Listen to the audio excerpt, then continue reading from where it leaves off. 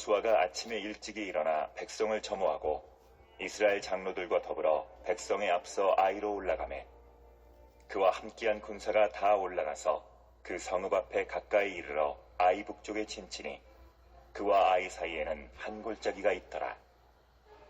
그가 약 5,000명을 택하여 성읍 서쪽 베델과 아이 사이에 매복시키니 이와 같이 성읍 북쪽에는 온 군대가 있고 성읍 서쪽에는 복병이 있었더라.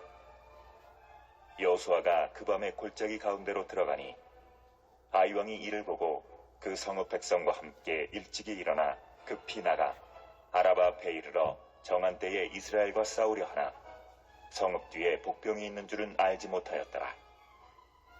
여호수아와 온 이스라엘이 그들 앞에서 거짓으로 패한 척하여 광야길로 도망하매 그 성읍에 있는 모든 백성이 그들을 추격하려고 모여 여호수아를 추격하며 유인함을 받아 아이 성읍을 멀리 떠나니 아이와 베델에 이스라엘을 따라가지 아니한 자가 하나도 없으며 성문을 열어놓고 이스라엘을 추격하였더라.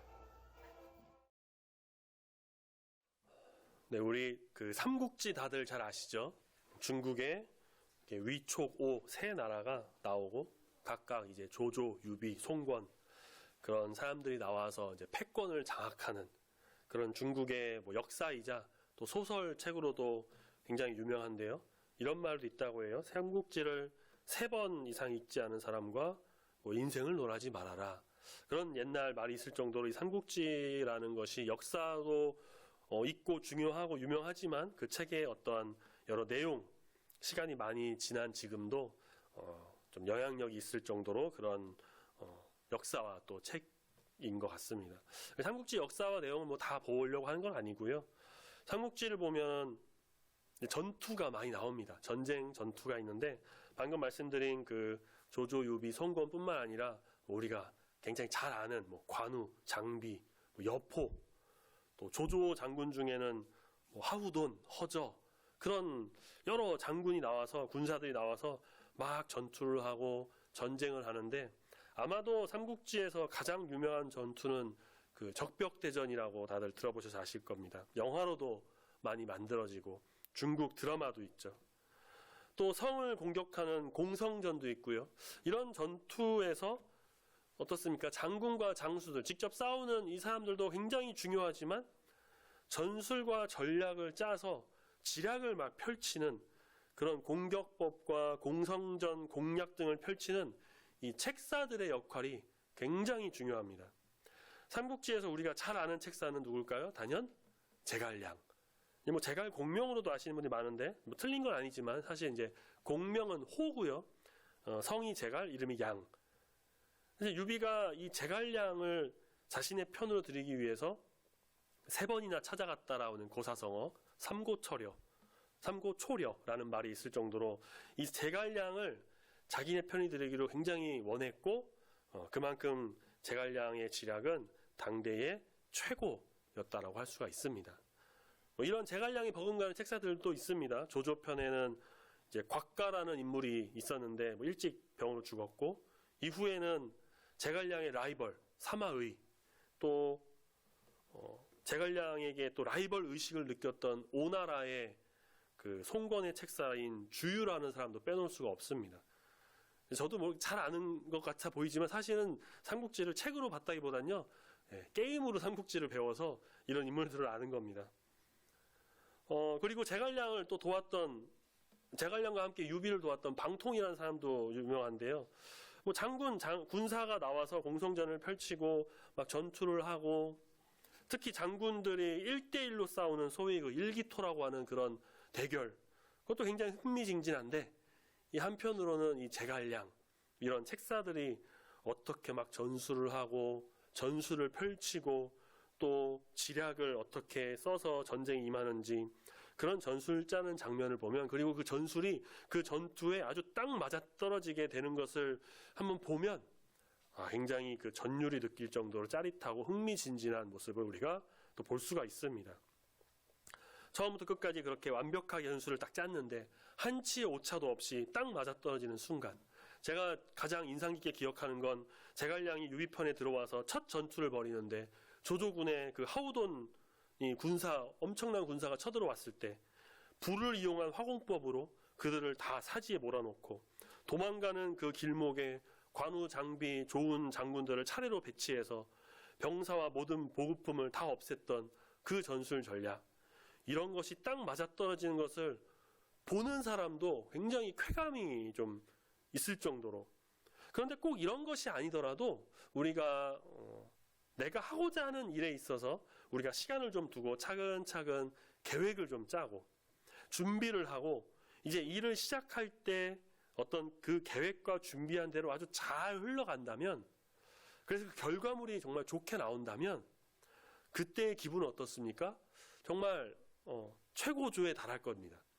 물론 어떤 상황에서도 이 변수라는 게 항상 있기에, 그리고 인간은 그 완벽한 존재가 아니기에 100% 완벽하게 이루어지는 것은 사실 쉽지 않지만, 그래도 우리가 좀 내가 계획한 것, 내가 준비한 것, 내가 머리를 막 굴려서 열심히 막 짜낸 것이 처음부터 끝까지 잘 이루어질 때 나도 기분 좋고 또 함께한 사람도 좀 좋고 그렇겠죠.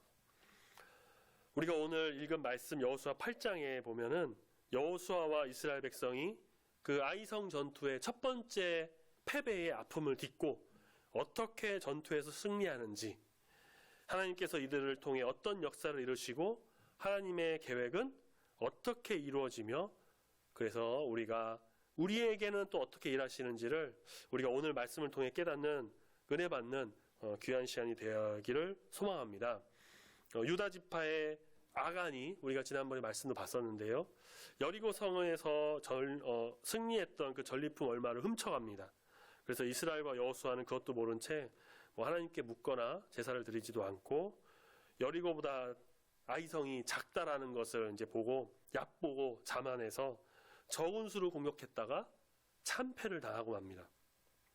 아간과 그의 가족 모든 물건들을 다 불사르고 이제 악한 것을 다 제하고 다시 거룩하고 정결하게 나갑니다. 이제는 하나님께서 여호수아에게 말씀해 주십니다.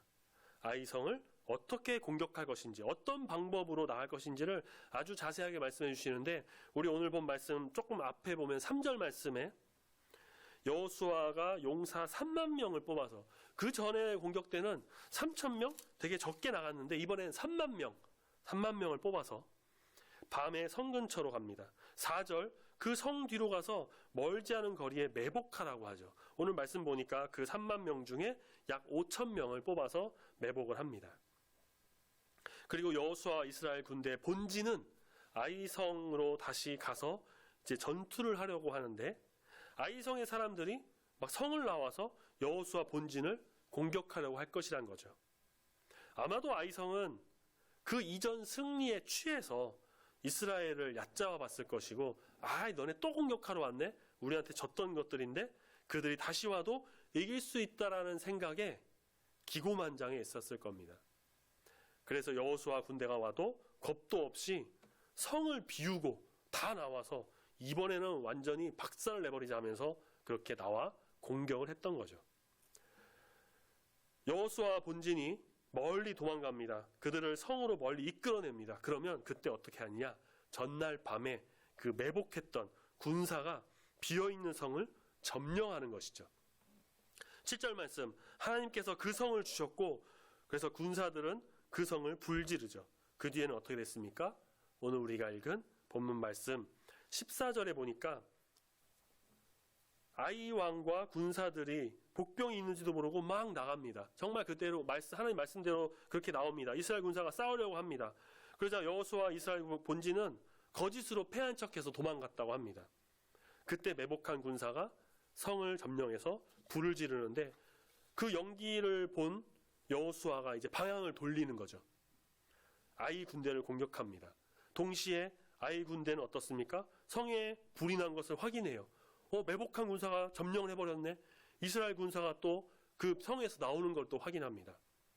기세등등하게 나왔던 아이 왕과 군사들이 이제는 양쪽에서 공격을 당하는 상황이 됐습니다. 게다가 이들이 있던 곳이 어디라고 하냐면, 말씀을 보시면 11절에 한 골짜기 어떤 곳이에요? 양쪽에 이렇게 V자 형태로, U자 형태로 되어 있는 곳이기 때문에 옆으로 도망갈 수도 없는 곳이에요. 그렇게 여호수아와 이스라엘은 아이성 전투에서 아주 손쉽게 승리를 합니다. 이스라엘을 다시 승리로 이끄신 하나님의 놀라운 은혜입니다. 그리고 처음부터 끝까지 완벽한 각본에 의해 만들어진 하나님의 이 치밀한 전술 전략인 것이죠.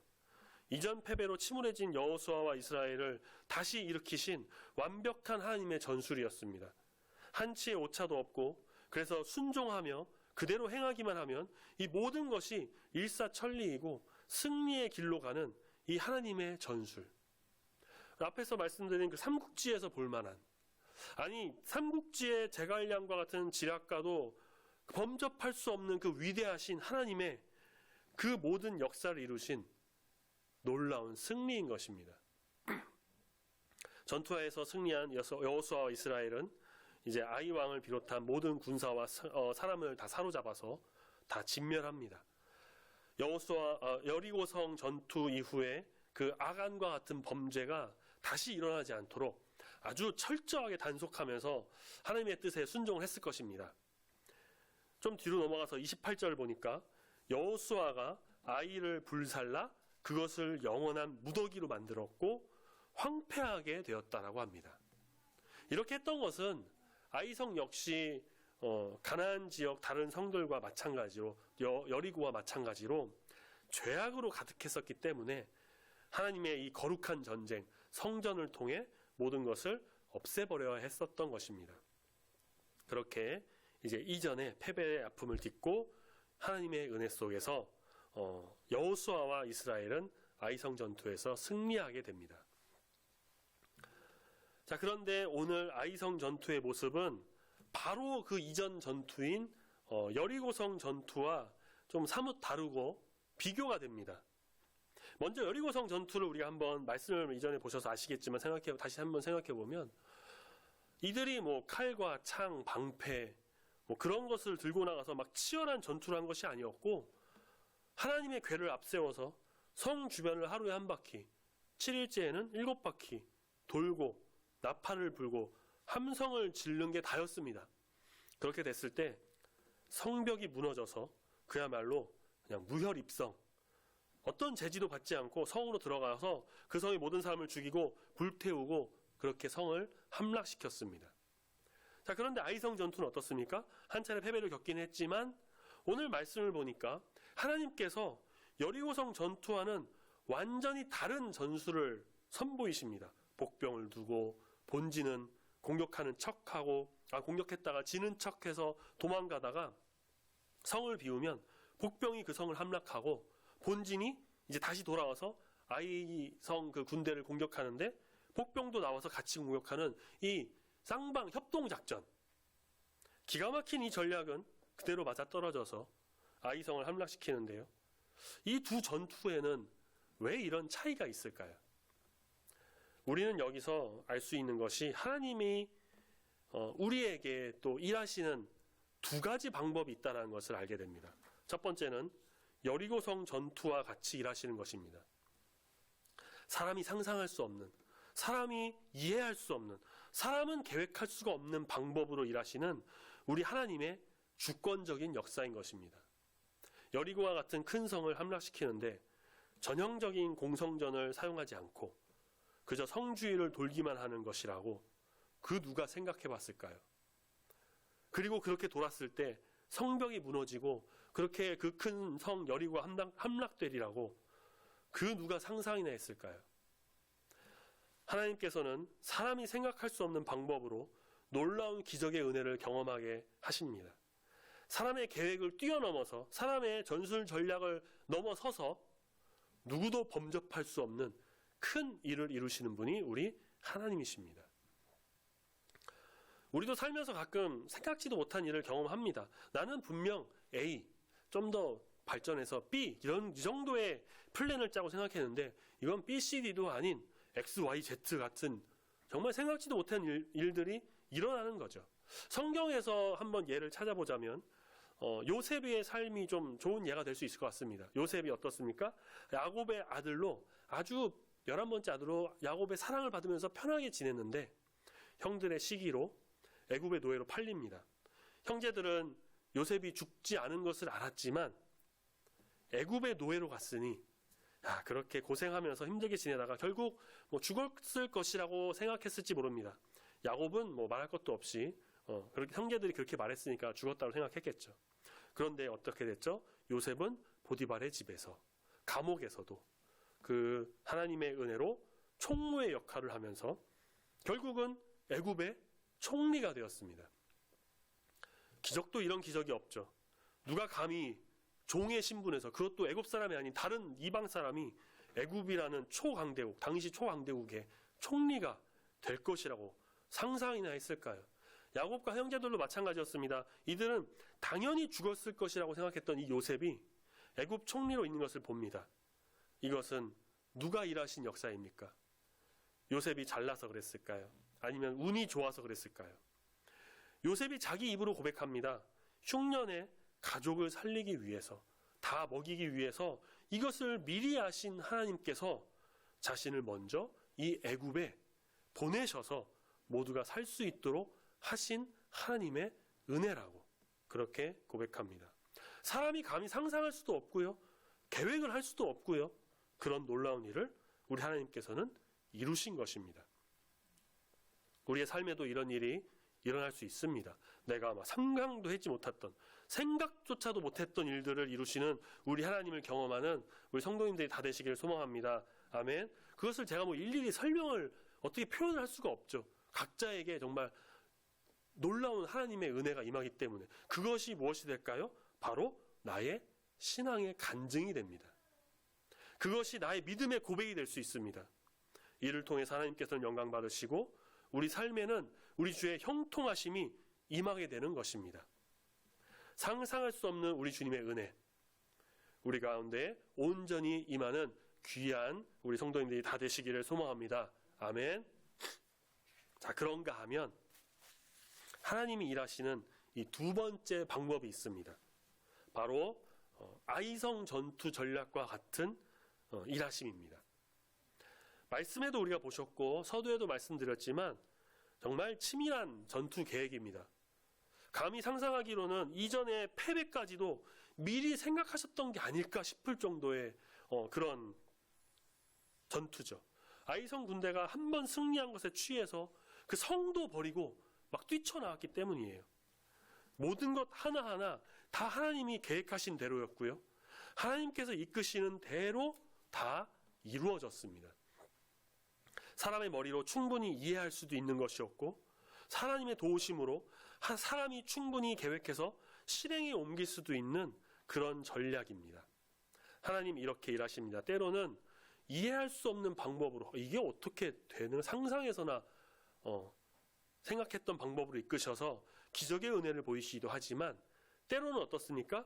충분히 다 이해할 수 있고 충분히 행동으로 다 옮길 수 있고 충분히 내가 감당할 수 있는 일을 우리에게 주셔서 그 주님의 뜻을 세우시고 주님의 일을 감당할 수 있게 이끄십니다.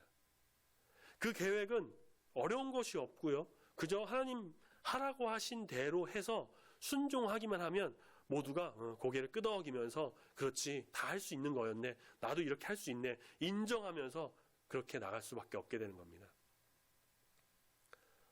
사도 바울의 전도 여행은 하나님의 뜻과 계획이 온전히 임한 사역이었습니다.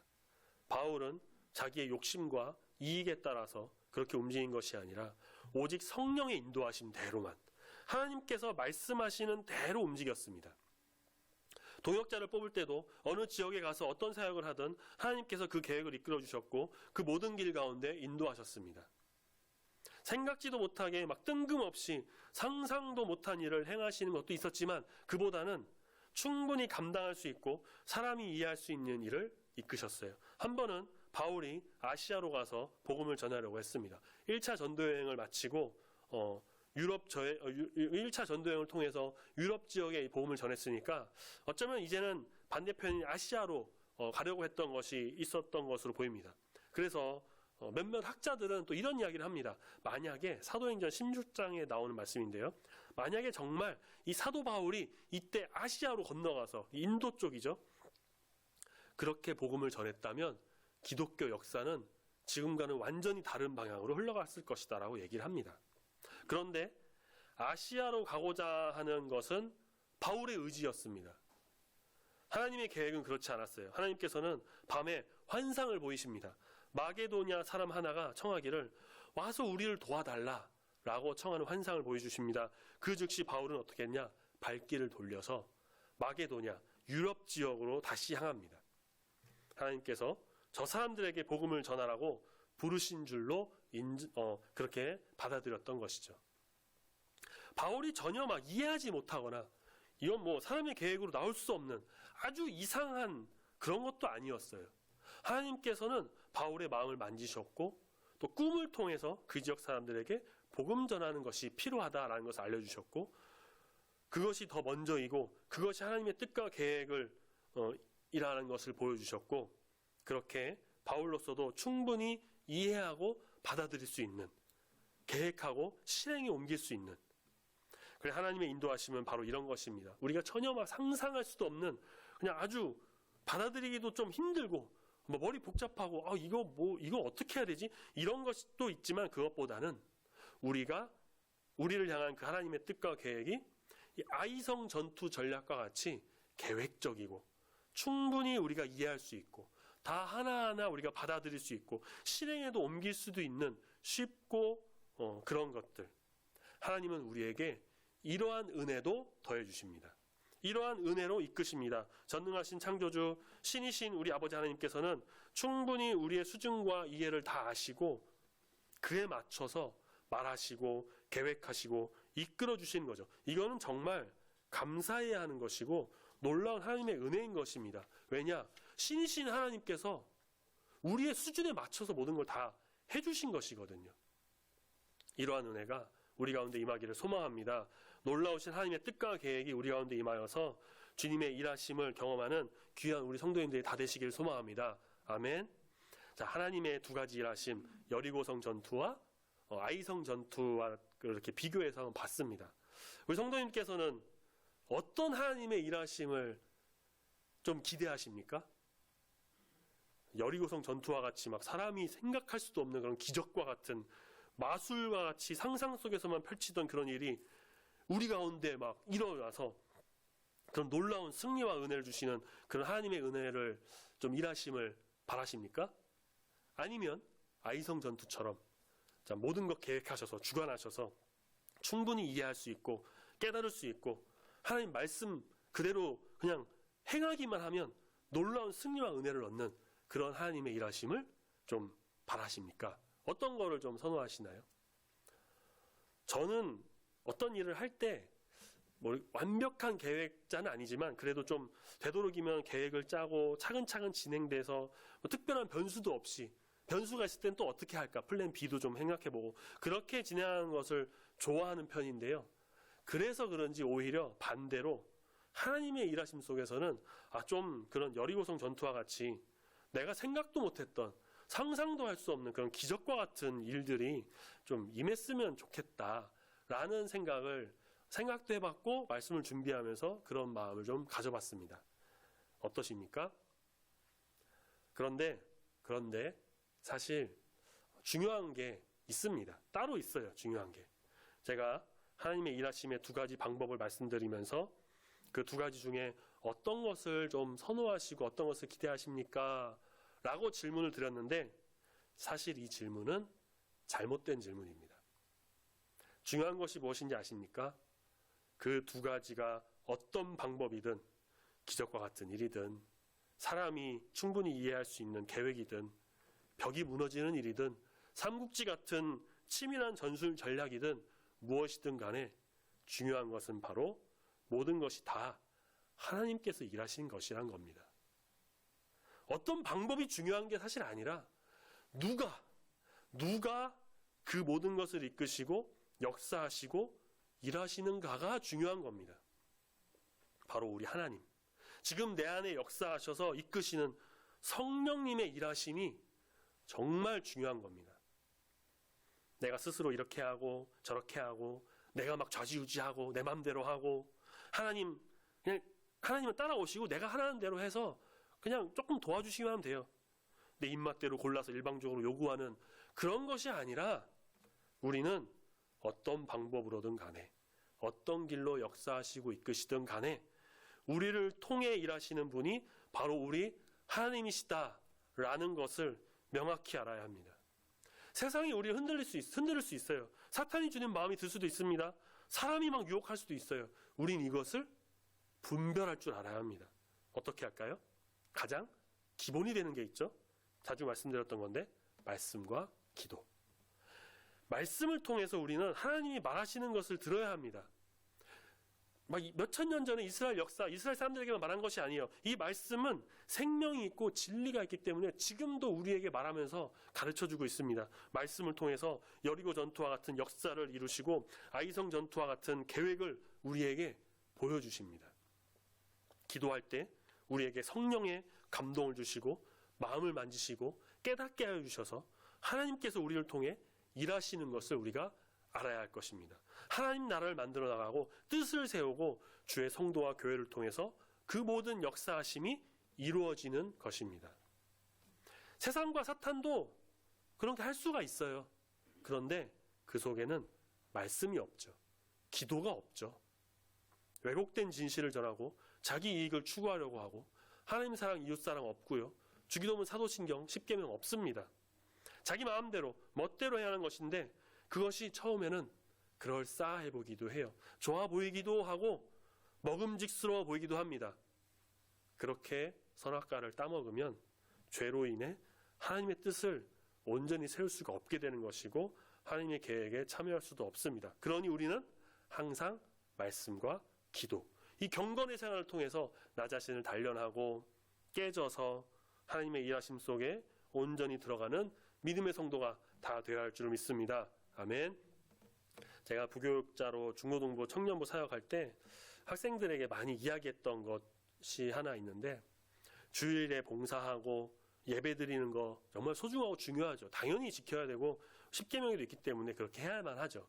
그런데 그렇지만 주일 예배만으로 우리의 모든 것이 채워지는 것은 아니라고 생각합니다.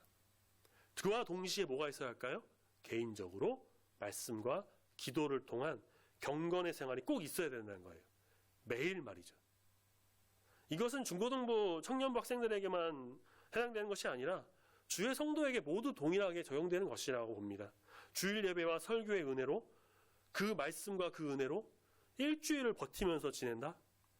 물론 그렇게 할 수가 있겠죠. 정말 놀라운 능력이 임하고 성령 감동이 있으면 그렇게 될 수도 있는데 하지만 그것은 정말 여리고성 전투와 같은 기적과 같은 하나님의 은혜가 아니면 좀 어렵다고 봅니다. 왜냐하면 우리가 세상 속에서 안 믿는 사람과 그 세상의 치열함 속에서 살아가기 때문에 그 은혜, 그 주일의 말씀과 은혜로만 지낸다는 것은 사실 너무 어렵거든요. 그래서 우리는 매일같이 이루시는 하나님의 뜻을 알아가고 아이성 전투와 같이 계획하고 역사하시는 그 하나님을 바라보고 말씀과 기도로 무장하는 그런 주의 자녀가 다 되어야 할 것입니다. 우리 주님께서 우리를 통해 뜻을 세우시고 이 땅과 이 지역을 반드시 변화시키실 것입니다. 우리를 통해 그리스도의 향기가 내뿜어져서 우리가 만나는 사람마다 아름다운 주의 일들이 일어나고 우리가 가는 곳마다 주의 뜻이 세워지면서 주의 일하심이 그 주의 역사가 온전히 우리를 통해 이루어지게 될 줄로 믿습니다. 항상 주님 바라보며 우리 주님과 함께하는 그 성령의 인도하심 따라 동행하는 귀한 우리 중부교회 우리 모든 성도님들이 다 되시기를 소망합니다. 아멘. 기도하겠습니다.